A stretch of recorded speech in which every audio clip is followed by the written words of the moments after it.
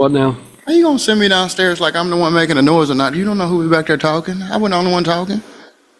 Well, first and foremost, the bailiffs, the sheriff's deputies who are operating as bailiffs are the ones who control that pod there where the prisoners are kept.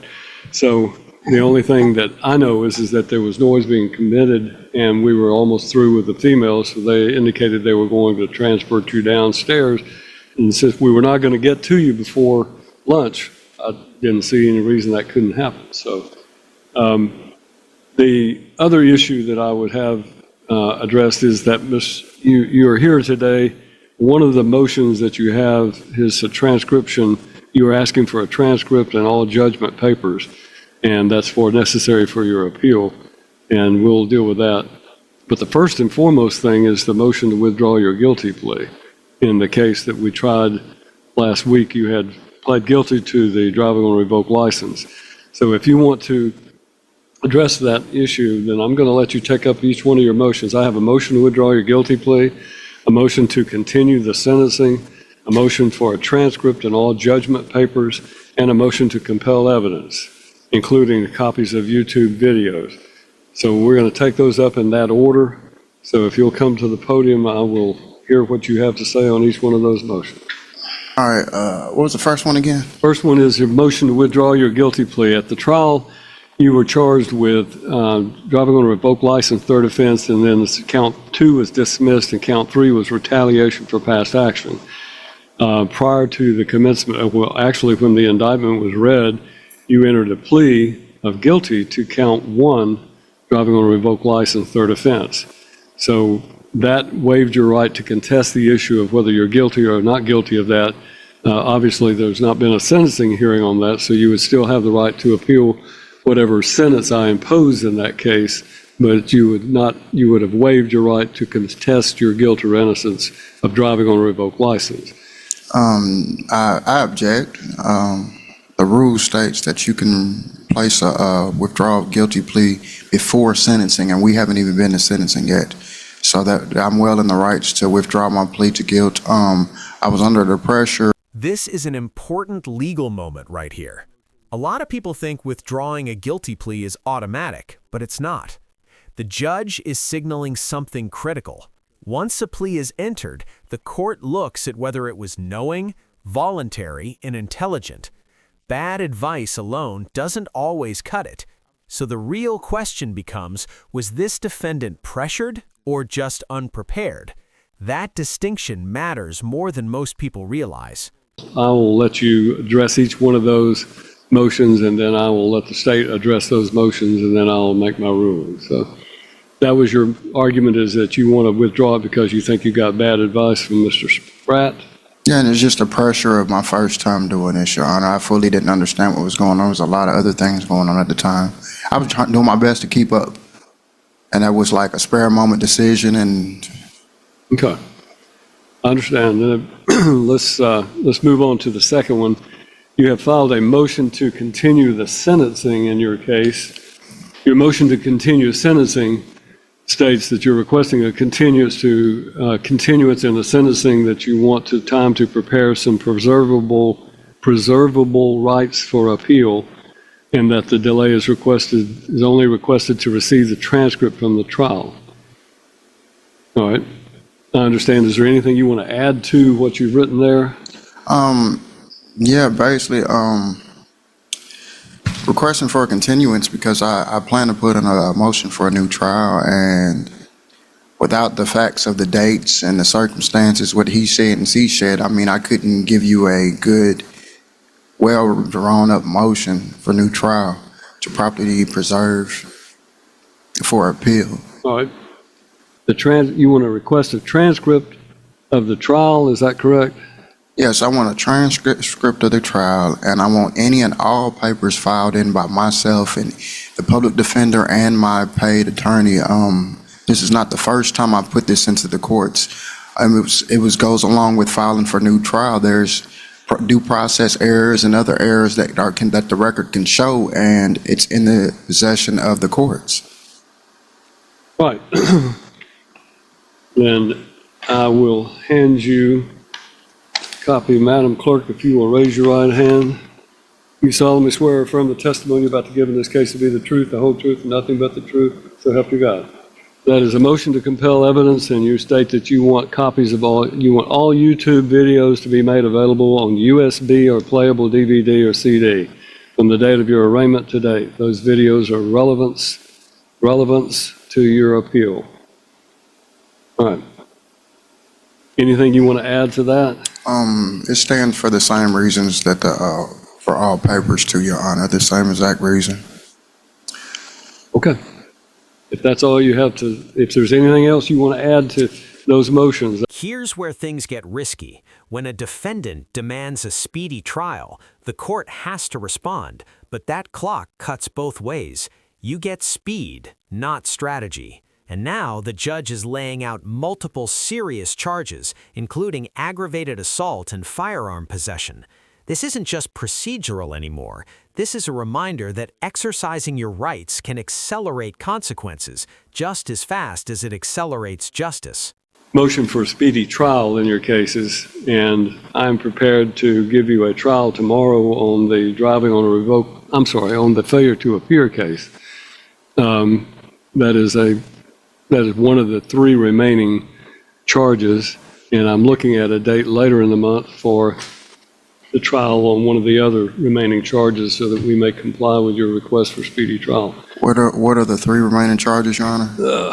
You have docket number 2021 CR 462, which is aggravated assault. Count 1 through 6 is aggravated assault while displaying a weapon. Count 7 is reckless endangerment using a deadly weapon. Count 8 is reckless endangerment with a deadly weapon involved. Count 9 is possession of a firearm by a convicted felon. Then the case 336 is the one we tried, and that's the one we've dealt with so far. Docket number 337 is count 1, simple assault. Count 2, false imprisonment. Count 3, disorderly conduct. Count 4, public intoxication. And docket number 2024 CR 142 is a single count of failure to appear. So that is the case that I understand the state can be ready to proceed on tomorrow, failure to appear. Okay. All right. Yeah, I'll be ready for that. I do have a request of the courts, though. I still have some video evidence at the jail. And Video evidence of what? Of the discovery that was in my discovery packet at the jail. And they're under the impression that I don't have any more court. When I asked to view it, they're telling me no. Well, they'll be notified that you've got trials coming up. The trial tomorrow is a failure to appear, which shouldn't have any video evidence that would. No, that's understandable, Your Honor. I don't understand where they're getting their information that I'm through with courts, and it's hindering me to be prepared when I come to court. But we'll make sure that the bailiffs relay to the jail and that the clerk relays to the jail. You do have other cases pending. State is trying to determine whether or not they can have a trial on the 23rd and 24th of any of the remaining charges. Let me advise you that the trial that we're going to have tomorrow on the failure to appear will be by jury, but it will be a different panel they won't be the same jurors. In other words, they won't know anything about your prior case. So we have 4 panels of the jury group that was brought in. Group 1 was their first trial. Group 2 will be or panel 2, as we call it, will be the panel that will try your case tomorrow. It would be the ones that was left over? No, they weren't here that day at all. Okay. So they weren't brought in. We bring them in groups, panels. So the ones that'll try your case tomorrow will be a different group. Okay. All right. He needs to make sure he has his dress clothes to be able to dress in tomorrow. So. Okay.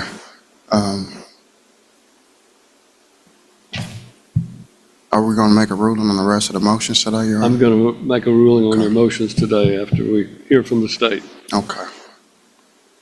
All right. Thank you. If you'll have a seat. Okay. Judge, on the motion to withdraw guilty plea, I searched for case law that was on point where a plea was entered in front of the jury, and there's not a lot out there. I did not find a single case with those specific facts. I did find, and of course it is my duty to tell the court any case law that I find that is against my interest. There is substantial case law that talks about how the defendant must be notified of all his rights in a waiver and waive them knowingly and voluntarily and say that on the record.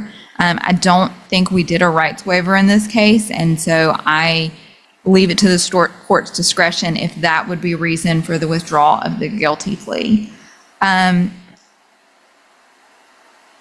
Based on how you rule on that, with the sentencing, normally the defendant would not need to file a motion for new trial until after the sentencing. So I don't know that he needs transcripts before we do the sentencing, only before he would file a motion for a new trial. So the state would be ready for that when the court chooses. And then you have handled the other two motions on your own, unless you want me to address either of those other two. That's all right. Just want to give you an opportunity if you want to be heard. Thank you, Judge.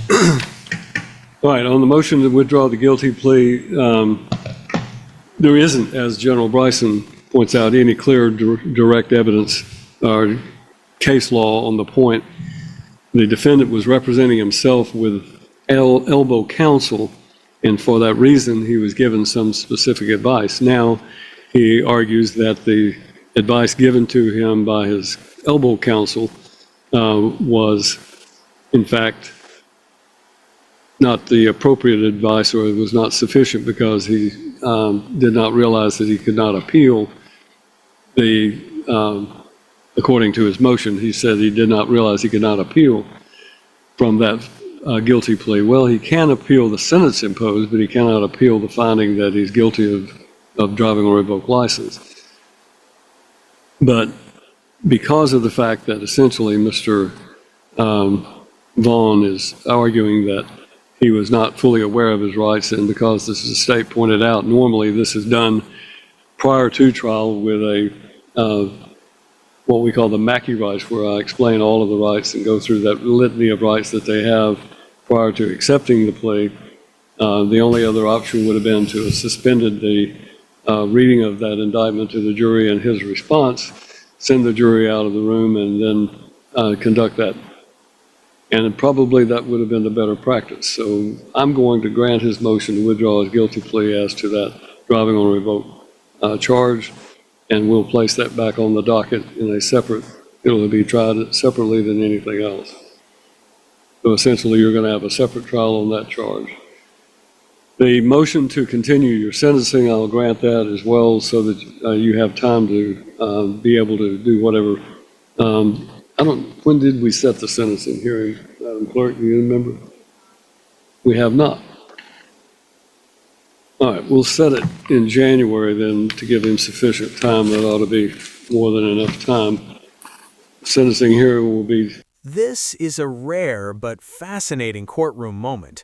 The judge openly admits the better practice should have been used, specifically advising the defendant of his rights outside the jury's presence. That's huge. Courts don't love admitting procedural missteps, and that acknowledgement is exactly why the guilty plea gets pulled back.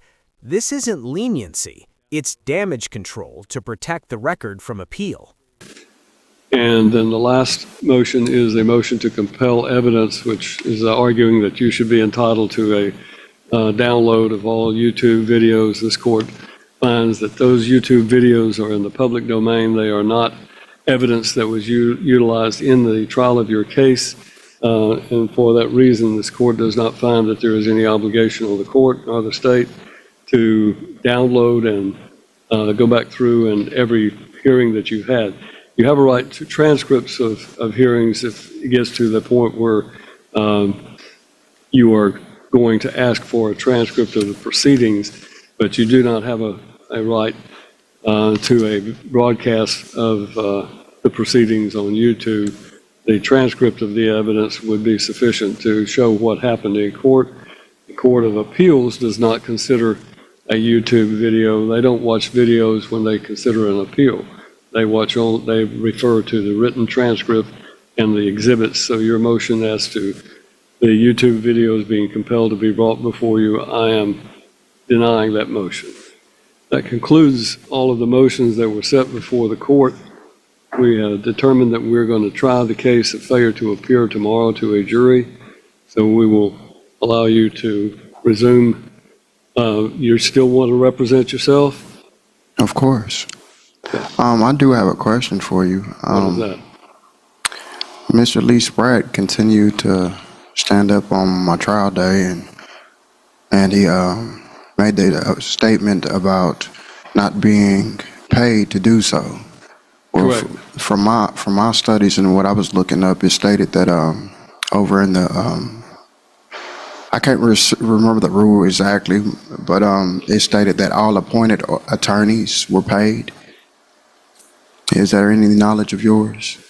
Yeah, I can tell you that he was not appointed as the attorney of record for your case. He was designated as advisory or elbow counsel. There's a difference.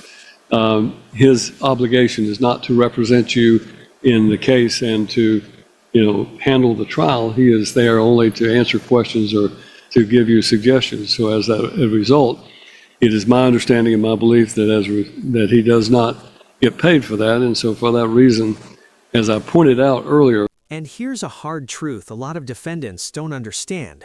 YouTube is not evidence. Appeals courts don't watch videos. They read transcripts. The judge is drawing a bright line between public recordings and admissible appellate records. If it's not formally introduced and preserved, it doesn't exist for appeal. This is courtroom reality clashing with internet logic. Right to advisory counsel, it lies within the discretion of the court. I allowed Mr. Spratt to continue in your case as advisory counsel to help you through the process of jury trial selection, the trial itself. And after that, Mr. Spratt is relieved and has no further obligation, even as advisory counsel. So you are on your own and you will be representing yourself until such time as you make the decision that you want to have an attorney. And when you do that, I will appoint an attorney who will take over and will handle the case. And you will simply be, listening to that lawyer, and that lawyer will be able to tell you what is going on and give you advice about that. But he or she will be handling the case. That will not happen. Pardon? That will not happen. Okay. Well, ever. I understand you have every right to represent yourself under the Constitution of this nation, and I am going to give you that opportunity.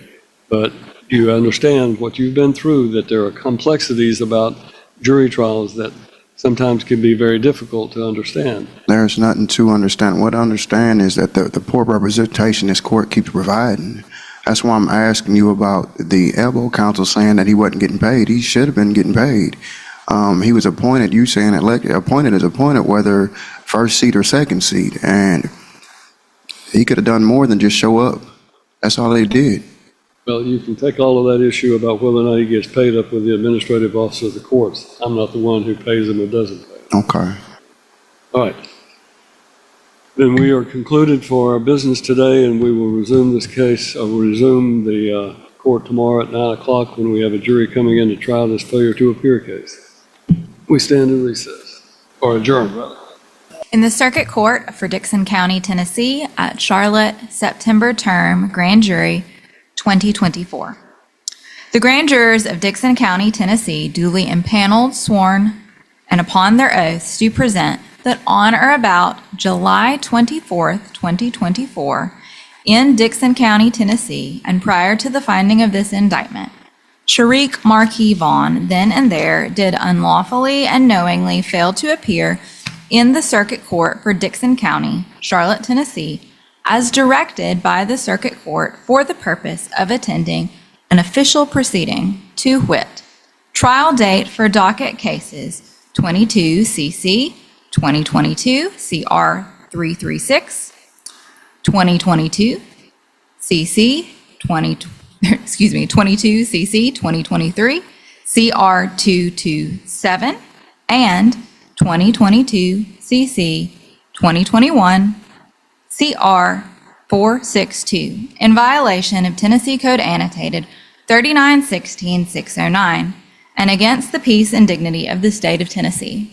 Signed, W. Ray Crouch, Jr., District Attorney General. Mr. Vaughn, to that indictment, how do you plead? Not guilty, Your Honor. Plea of not guilty is entered. The next step will be for the opening statements of the lawyers or of Mr. Vaughn, if you choose to do so. General? Judge, I'll waive an opening. Mr. Vaughn, do you wish to make any sort of opening statement? No, sir. All right. Opening statements have been waived. Therefore, the state may proceed with its proof. You may call your first witness. State will call Pam Lewis. Ms. Lewis, if you'll come forward, please. Are you Pam Lewis? Yes, ma'am. And you are our Dixon County Circuit Court Clerk. Yes, ma'am. How long have you served as the Circuit Court Clerk? Since 2002. And what is the general duties of a Circuit Court Clerk? General duties of the Circuit Court Clerk is to maintain the court records. And either you or your staff are present for all Circuit Court dates. Yes. And in this case, we are here, Sharik Marquis Vaughn is on trial. And we're going to be talking about him. Is he here in the courtroom? Yes, ma'am. Could you point to him? He's sitting at the defense table. Judge, if the record would reflect that she's identified the defendant. Record will so reflect. And did the defendant have a trial date set on July the 24th of 2024? Yes, ma'am. Okay. And he had 3 cases set for trial that day? Yes, ma'am. And when someone has a trial date coming up, how do they know that they have a trial date coming up? When they come to arraignment, we check to see if they need an attorney, and then they are given a plea date and a trial date. And what was the date of the immediately preceding court date for the defendant? So when was the last time he was in court before that July 24th trial date? July 19th. And that was here in Dixon County, Yes, it was before Judge Lockard Mash. and he needed to appear in the same courtroom that on July 19th as he was on July 24th. Yes, ma'am. And was his court date announced on that July 19th date? Yes. Now, would he have known about the trial date before that July 19th date? Yes, he was notified in March of 2024 when Attorney Flanagan filed a motion to withdraw his counsel. So he was aware of the court date in March and then was in court, let's see, the 19th to the 24th, 5 days before his trial date. Yes. Now, on the date of a trial, such as the one scheduled on July 24th of 2024, does your office bring in a jury panel? Yes, ma'am. And was a jury panel brought in for this trial? Yes. And did the defendant show up for his court date on July the 24th of 2024? No, ma'am. And you have reviewed all 3 docket sheets for all 3 cases listed on the indictment? Yes, ma'am. And he was not present? He was not present. Judge, that's the state's questions for this witness. Mr. Vaughn, do you have questions you want to ask of this witness? I do. All right. Okay, I believe you just stated to Ms. Bryson that your job title is to maintain court records. Yes, sir. Okay, what type of records are they? Like, We have criminal records, civil records. okay, are you biased against me? No, You are not? no. Okay. Do you recall speaking to, are you familiar with who Scott Tummins is? Yes, he's a bondsman. Yes, he's a bondsman. Did you happen to speak to him at the time when I was alleged not to appear? No, sir. Okay, I don't have it with me. I have, on some of your records, it says that you spoke to Scott Tummins and as well to Lee Spratt. Do you not recall your record saying that? No, sir. Okay, it says that, that the copy I have, that you spoke to Lee Spratt and Lee Spratt spoke to you and said he had no contact with me. That was the day of the trial. He announced he had no contact with you. Okay, is Lee Spratt my elbow counsel? He was, yes, sir. He was my elbow counsel? Yes, sir. So he can make statements on my behalf and testify on my behalf? Yes. He can, without my lead? No, not Oh. without your permission. Okay, so he did that free will? I guess so. Okay, you said that you keep record of everything filed into this court, have I ever filed a complaint against you? No, sir. Have I nothing. filed any paperwork to have you recused or anything in this court? Yes, I do believe you did. Okay, I did. Okay.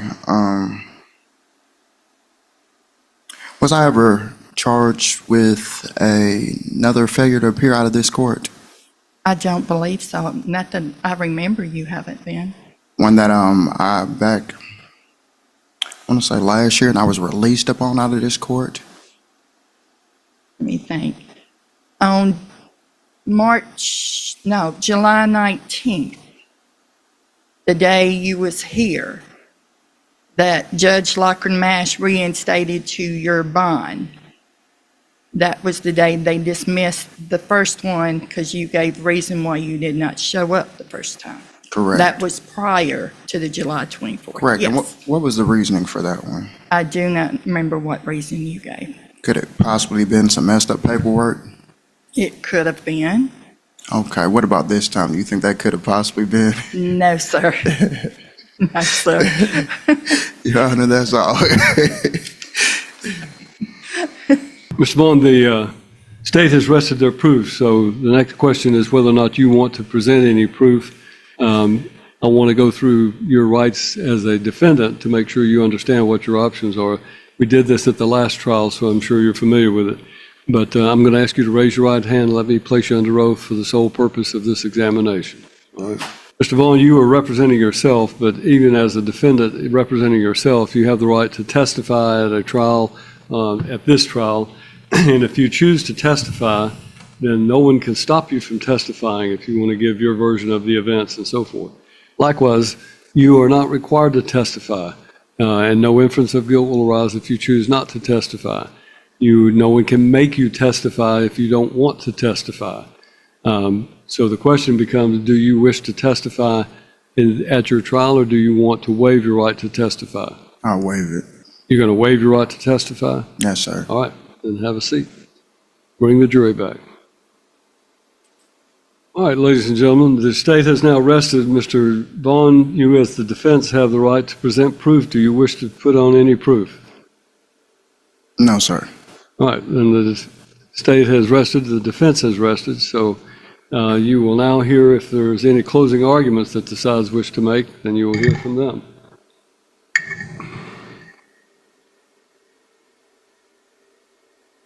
Ladies and gentlemen, this is probably the shortest jury trial that has happened in this courtroom. It's okay, you don't have to.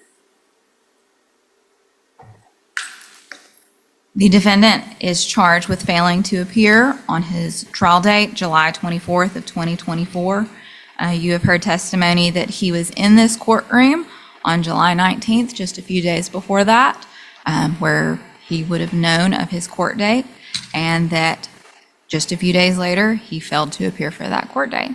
And as such, the state will ask you, you're going to receive instructions from the judge and a jury verdict. You'll go back and elect a foreman, and the state will ask you to return a guilty verdict for failure to appear. Thank you.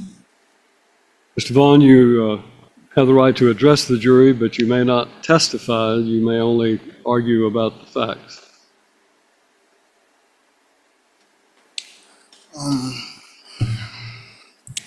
You just heard me ask the witness multiple questions about whether she was biased and whether I filed a complaint against her. She testified that I have. You've also heard that I've been charged with failure to appear out of this court before too, and it was also dismissed. You've also heard that I've asked the witness whether there has been errors made before in my case, and you also heard her state yes. I'm asking y'all to take this and do the best y'all can. Thank y'all. All right, ladies and gentlemen, this will be the final charge of the court. The defendant, Sheriff Markey Vaughn, is charged in the indictment with the crime of failure to appear. The defendant pleads not guilty to the indictment and the offense contained therein. The evidence and arguments in this case have been completed, and it is my duty now to instruct you as to the law. The law applicable to this case is stated in these instructions, and it is your duty to carefully consider all of them. The order in which these instructions are given is no indication of their relative importance. You should not single out one or more of them to the exclusion of another or others, but should consider each one in the light of and in harmony with the others. The law presumes that the defendant is innocent of the charges against him. This presumption remains with the defendant throughout every stage of the trial and is not overcome unless from all of the evidence in the case you are convinced beyond a reasonable doubt that the defendant is guilty. The state has the burden of proving the guilt of the defendant beyond a reasonable doubt, and this burden never shifts but remains on the state throughout the trial of the case. The defendant is not required to prove his innocence. Reasonable doubt is that doubt created by an investigation of all of the proof in the case and an inability, after such investigation, to let the mind rest easily as to the certainty of guilt. Absolute certainty of guilt is not demanded by the law to convict of any criminal charge, but moral certainty is required. And this certainty is required as to every element of proof necessary to constitute the offense. The state must prove beyond a reasonable doubt all of the elements of the crime charged, that the crime, if in fact committed, was committed by this defendant in Dixon County, Tennessee, and that it was committed before the finding and returning of the presentment in this case. The burden is upon the state to prove by a preponderance of the evidence that this offense was committed in Dixon County, Tennessee. Proof by a preponderance of the evidence means that the greater weight of the evidence must be in support of the state's contention. Venue of the offense lies in the county where the offense was commenced or consummated. If you find the state has failed to prove by a preponderance of the evidence that this offense was commenced or consummated in Dixon County, Tennessee, then you must return a verdict of not guilty. As heretofore stated in the indictment, the defendant is charged with the crime of failure to appear. For you to find the defendant guilty of this offense, the state must have proven beyond a reasonable doubt the existence of the following essential elements. 1, the defendant knowingly failed to appear, and 2, that the defendant had been directed to appear by a lawful authority, and 3, that the defendant had been released from custody with or without bail on condition of subsequent appearance at an official proceeding at a specified time or place. Custody means under arrest by a law enforcement officer or under restraint by a public servant pursuant to an order of a court. Official proceeding means any type of administrative, executive, legislative, or judicial proceeding that may be conducted before a public servant authorized by law to take statements under oath. Knowingly means that a person acts knowingly with respect to the conduct or to circumstances surrounding the conduct when the person is aware of the nature of the conduct or that the circumstances exist. A person acts knowingly with respect to a result of the person's conduct when the person is aware that the conduct is reasonably certain to cause the result. The requirement of knowingly is also established if it is shown that the defendant acted intentionally. Intentionally means that the person acts intentionally with respect to the nature of the conduct or to the result of the conduct when it is the person's conscious objective or desire to engage in the conduct or cause the result. If you find the defendant guilty of a failure to appear as charged in the indictment, you shall so state. On the other hand, if you do not find the state has proven beyond a reasonable doubt the guilt of the defendant, or if you have a reasonable doubt as to his guilt, you shall acquit the defendant of this offense. It is your duty as jurors to consult with one another and to deliberate with a view to reaching an agreement if you can do so without violence to individual judgment. Each of you must decide the case for yourself, but do so only after an impartial consideration of the evidence with your fellow jurors. During your deliberations, do not hesitate to re-examine your own views and change your opinion if convinced it is erroneous. But do not surrender your honest conviction as to the weight or effect of the evidence solely because of the opinion of your fellow jurors or for the mere purpose of returning a verdict. The verdict must represent the considered judgment of each juror. To return a verdict, it is necessary that each juror agree thereto. Your verdict must be unanimous. You can have no prejudice or sympathy or allow anything but the law and the evidence to have any influence upon your verdict.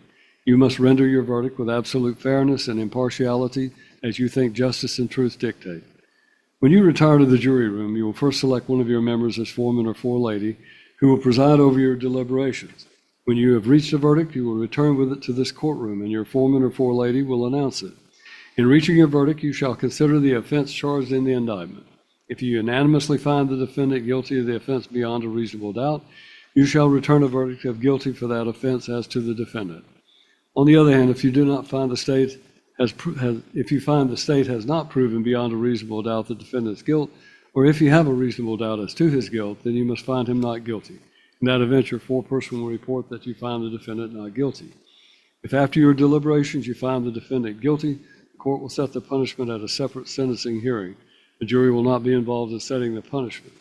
You may now retire to begin your deliberations. Ladies and gentlemen, I have prepared a verdict form that will go back with the original of the charge, and it simply finds a place.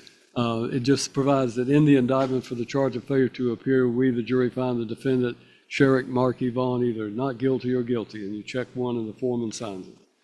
So, ladies and gentlemen, if you will step across the hallway, you may begin your deliberation. All right, while we are here, General, we have discussed trying to conduct another one of Mr. Vaughn's trials on the 23rd and 24th of this month. Yes, Judge, one of my victim witness coordinators is calling this morning to all of the witnesses in the simple assault case to confirm their availability for that trial. I've not had a chance to see if she's got in touch with everyone. As soon as you know anything, if you can find out before we are adjourned today, I would appreciate those. Mr. Vaughn needs to know if he's going to trial on the 23rd and 24th. Is my witness still to need to be subpoenaed for Which that? witness is that? Jennifer Dozier, I placed in a motion for her to be at every one of them, every pending case. I don't know. We need to make sure that Ms. Dozier was subpoenaed for this trial, the next trial. Problem is we don't have a trial date, so it's hard to subpoena somebody to let them know they have to be somewhere when we don't know what the trial date is. But there should be a subpoena issued for her. Is she still in Savannah? Yes. All right. All right, Mr. Vaughn, if you'll step back with the officers, we'll bring you out when the jury is returned. I have a quick question, if I could, Your Honor. This is about yesterday, if I can just gain some clarity. All right. I haven't had the chance to go through that paperwork yet. Was a transcript in that paperwork A transcript of what? of the proceedings? Was that in that Are you paperwork? talking about a typewritten transcript? Yes, sir. No, that was not provided. What was provided was the entirety of your file here in the court. As far as if you're asking for a transcript of every time you appeared in court, that will be a lengthy procedure to have to identify what days we're talking about. Then the court reporter would have to have a sufficient length of time to type everything up, which will be a very difficult thing for her to do on a short-term situation. So. Okay. All right, so Okay. there's an order granting you a transcript, but you don't have it yet. For which days, Your Honor?